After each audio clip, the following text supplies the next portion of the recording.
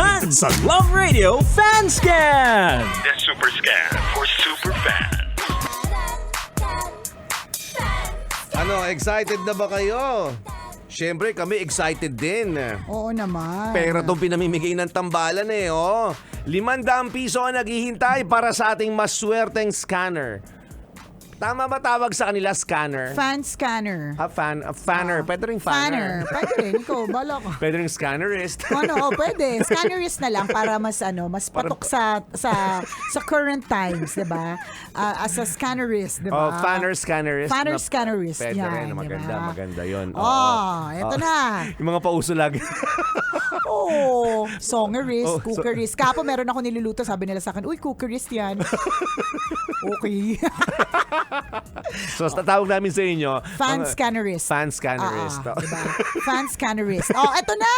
Ang Okay. ating question for today is, saan nga ba nagmula yung pangalang Ang Nicole Yala? Ang pangalang Nicole Yala ay kumakatawan sa A. Mayayaman. B. Kolehiyala. C. Budol-budol gang. Or letter D. Ano yung... Chismosa. Chismosa. Yan. Alin ang tamang sagot? Sinasabi ko Ikaw sa iyo, magbigay partner, ng tamang sagot. Sinasabi ko sa iyo, meron akong mga nakitang budol-budol, ha. Sinasabi ko po sa inyo, hawak ko po yung mga pangalan po ninyo tsaka number po ninyo. Ngayon, kung meron po kayong natatanggap na mga death threats, May sumagot budol-budol. kung may matanggap po kayong death threats, mga tauhan ko yan. Charot! Nakakaloka. So, Joke lang yun. So, ang joke tamang lang. sagot ay ay... letter B, kolehiyala. Yan. Kasi kaya nga Nicole Yala.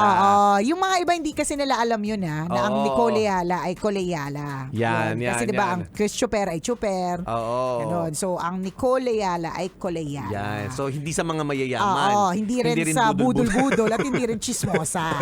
So, ito po ay mga kolehiyala. So, letter diba? B ang tamang Correct. sagot. Kasi nung pumasok tayo sa Love Radio, medyo kolehiyala. Ngayon, college din na po ang itsura. Batang-batang college din. Yan. Eto na, partner. Ang nanalo, nakuha niya ang tamang sagot.